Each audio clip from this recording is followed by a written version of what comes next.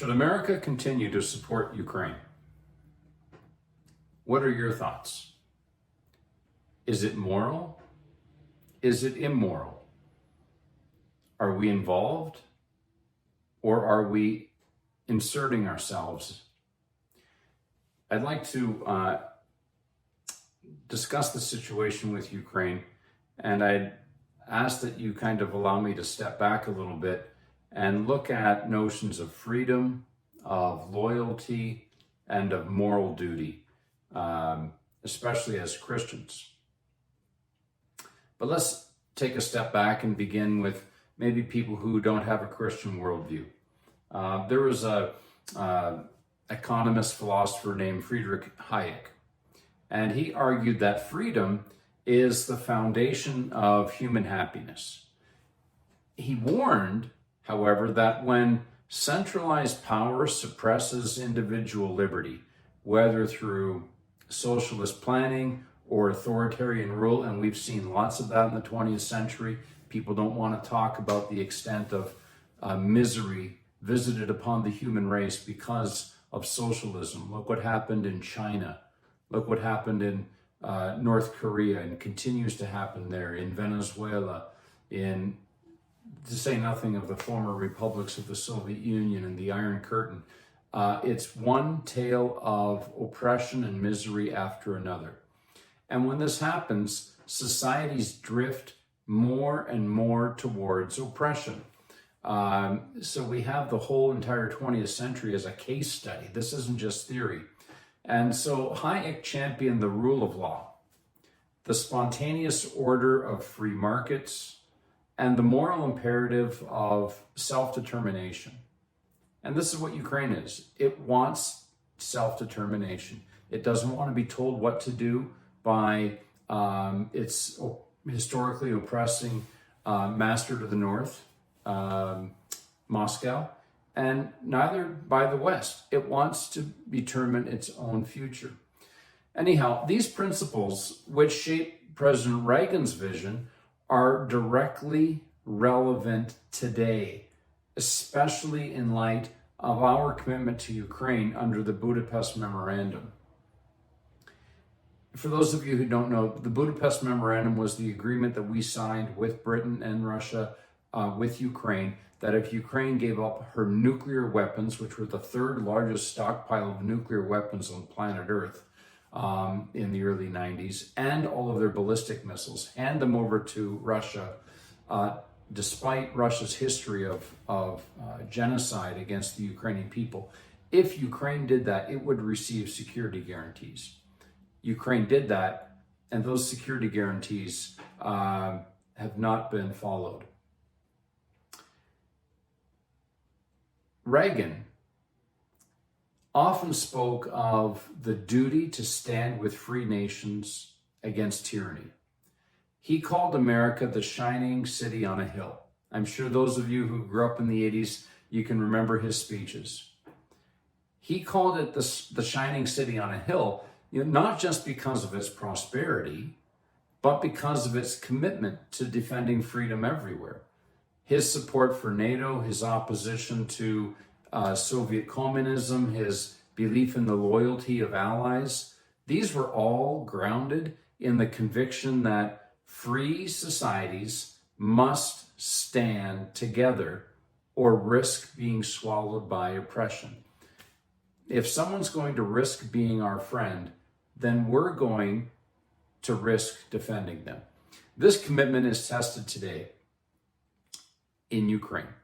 As I said, this Budapest Memorandum in 1994 was signed, in which Ukraine, as I said, gave up its nuclear weapons in exchange for security guarantees. And now, as Ukraine faces an unprovoked invasion, the question is not just geopolitical. Why can't we just stay and fix our own problems here in the United States? It's not just geopolitical, it is moral. If America abandons Ukraine, it signals that treaties and alliances mean nothing. Our enemies are hoping that we cut and run, very much like we did in Afghanistan. Cut and run abandon our allies, it's a sign of weakness. As this economic philosopher Hayek warned, once freedom is compromised in the name of pragmatism, tyranny spreads. And this is what we're seeing in America among good people, people with whom I agree on the issues of life, family, and faith. But when it comes to the issue of Ukraine and Israel, they are moving away from principles and embracing pragmatism, often driven by isolationism. You know, that same isolationist spirit which would have us not get involved in the Second World War. This is not just a question of political theory, it's a question of justice. Scripture repeatedly commands the defense of the oppressed. There's a passage in Proverbs, I think it's the 24th chapter in Proverbs, which says that, it gives us a command to rescue those who are being led away to death and to hold back the staggering towards who are going towards slaughter. The Bible speaks of righteous rulers defending the innocent and condemns nations that allow injustice to thrive. In Isaiah, there's that famous passage in Isaiah where we're commanded to seek justice, encourage the oppressed, defend the cause of the fatherless, plead the case of the widow. This aligns with just war theory, which was developed by great Christian thinkers like Augustine and Aquinas. Now, there are criteria. A just war must have a righteous cause. You can't just run off and do it. It has to have a just cause. It has to be waged by a legitimate authority, namely a recognized head of government. It can't just be some people in the neighborhood who declare war on Korea. And it must seek to restore peace rather than needlessly perpetuate violence. Ukraine's defense against this unjust, unprovoked, unnecessary, evil invasion meets these criteria. It's not an aggressor, it's resisting oppression, and it is fighting for the survival of its people and its rule of government. People will say that, well, the just war theory requires that there be a reasonable prospect of success. This is not cast in concrete. This is, there are some nuances to this. And I think with the situation faced by Ukraine, given the history of a genocide against Ukrainians by Russia, given the history of oppression, and just given the track record of these past 3 years, we see that there is reasonable cause for Ukraine and her soldiers not to surrender, because they know that it is going to mean the destruction of their culture, their language, and especially their faith. If you look at the Baptists, the evangelicals, the Pentecostals, to say nothing of the Greek Catholics and the Ukrainian Orthodox in Ukraine, wherever Russian rule has come these past 3 years, it consistently has been met with the annihilation of these churches. They have had their crosses cut down. They've had their priests and ministers kidnapped, tortured, arrested. These are not one-off things. I was recently at a conference in Washington, D.C. on this, and I think there were 360 evangelical pastors who are either, I'm not quite sure if they were arrested or if they've been displaced. But 360. At one or two, you can fudge the numbers there. Maybe those were one-offs. But when you have 360, and I've spoken to some of these pastors, arrested, beaten up. I spoke of one from Melitopol, Ukraine, and what he and his family endured from these so-called Christian liberators from Russia is unbelievable. It's really, it's surreal. And so, to say nothing of, the treatment of the two Ukrainian Greek Catholic priests, Redemptorists, who were held hostages by Russia for well over a year, maybe a year and a half.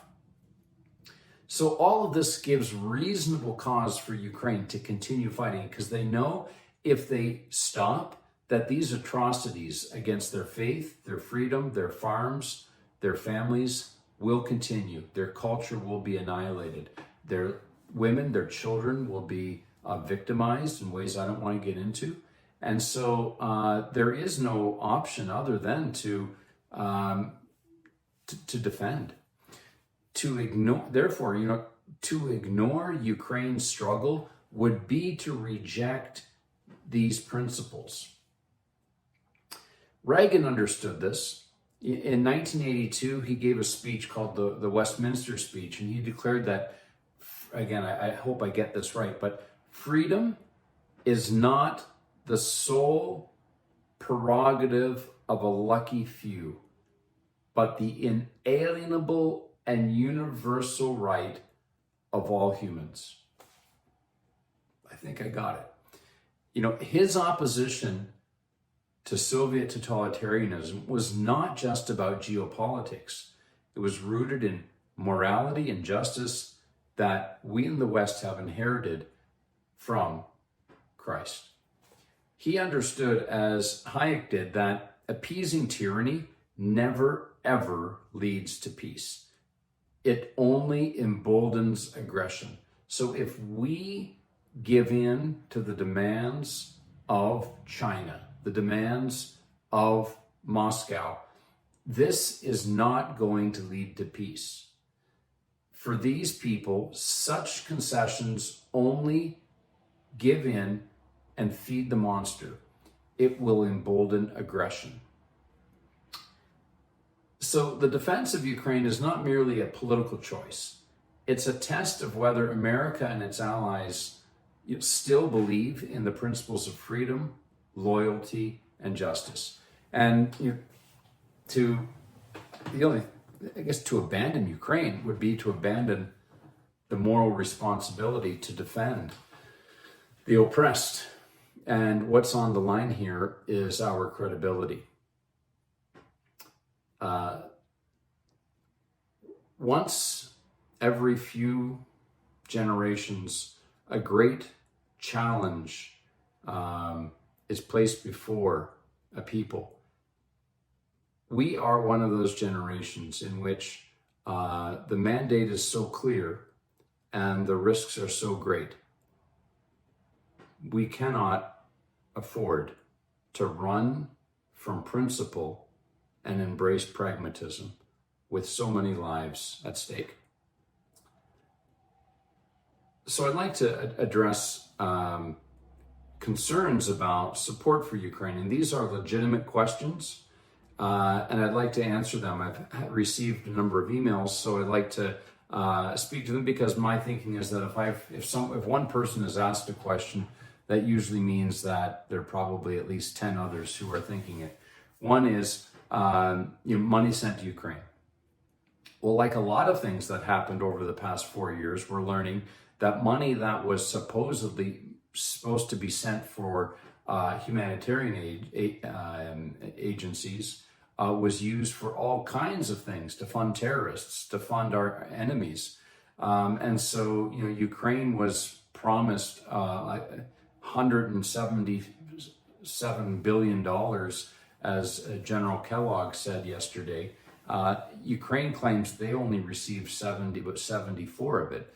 So, there's $100 billion that was never sent to Ukraine. That's not Ukraine's fault. Given the history of what has happened these past 4 years that we're seeing with Doge now, of all these funds being, misappropriated and stolen and misused, one cannot help but think that the same thing is happened for Ukraine, that they virtue signaled, said they're going to help these besieged people, and they promised all kinds of weapons, all kinds of money, and it seems as though that didn't happen. I know from people in Ukraine that they'd be promised things and it would take a long time to deliver. So that's the first thing, is that the corruption, I don't think, is on the Ukrainian end. They have corruption like any other country, and it's offensive to say that, oh, we don't have any on our end. We're seeing that every day in the news cycle. But my reading from General Kellogg, appointed by President Trump, is that they have inspectors in Ukraine and on this end now looking at things, and it seems as though the Ukrainians have actually been very thorough and very good in handling the monies which were sent to them. The question is, on our end, what happened to the money that we promised to send them? So next question is the 2014. There is no small amount of Russian propaganda which says that, the Americans staged a coup in 2014 and removed a legitimate president. And it was a revolution. The guy there, Yanukovych, was a Russian prop. We know that there was widespread, illegality in his first election, his first attempt back in 2005, and lots of ballot stuffing. And we know that by the time of 2013, he began to backtrack on promises he made to the Ukrainian people about opening the market to Europe. And when he began to backtrack on those and move towards a Russo-centric economy, the people stood up, and you can't blame them. And this is something that people do, and they've been under the boot of an oppressor for 350 years. They don't want to go back to that, and you can't blame them. We did the same thing in 1776 for far less. And so when the Ukrainians do it, all of a sudden, it's illegitimate. But when we did it in 1776 against the British, boy, you better set off firecrackers and sing patriotic songs, because that's a great thing. But just don't let other people do that. So that's actually not true, is that this was an organic movement of the Ukrainian people to resist a return to kind of a communist era, Moscow-centric, ham-fisted authoritarian regime, much like to turn Ukraine into Belarus. So they weren't going to go for that. And obviously, there are communications. I think Victoria Nuland said that one of the candidates was their man. Sure, but that doesn't mean that the movement was American-inspired. Many people I know were involved in this. They're not CIA agents. They're patriots. They're not aligned with Washington. They're not aligned with Moscow. They're aligned with their own tradition. And they're proudly Catholics, and they're proudly Ukrainians. Many of them are proudly Orthodox, and they simply stood for freedom against tyranny. So it's not true that this was a KGB or a CIA staged coup against a legitimate president. Yanukovych was a ham-fisted dictator in the making, who was trying to turn Ukraine into another Belarus, and the people were not going to go down that path again. They spent 75 years living like that. They're not going back. And a third question has to do with military support. Again, no, we're not about sending in American troops there. This is their fight for freedom, and this is something that they have to do. And they're not asking for American boots on the ground. They're simply asking that we live up to our end of the agreement. They gave up nuclear weapons, and their request is that we simply honor our commitment, which is to guarantee Ukraine's territorial integrity. They would not be in this place had our government not pressured them to give up their means of self-defense. They gave it up, and it's only right that we honor that commitment. Another point that's raised is that the US has provoked this by NATO expansion. This is a KGB talking point, FSB talking point, is that NATO membership was offered to Russia in the year 2000. And the other thing that has to be kept in mind is that why is it that all of these countries around Russia want to go to NATO? Why is that?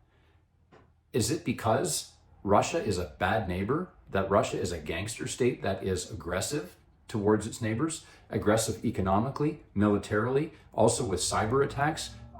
Yes, and you can see that with Georgia. You can see that with Moldova. You can see this with the way they've treated the Central Asian countries. You can see this with the way they treated the Balkan countries. I haven't even gotten to the issue of Ukraine. And Finland, Sweden, these over 300 years of, in the case of Sweden, of neutrality, and they want to join NATO, and they're now members. Why is it that these countries want to join NATO? Could it possibly be because Russia is a belligerent, aggressive neighbor? And I think that's the reason. It's not as though NATO has provoked this.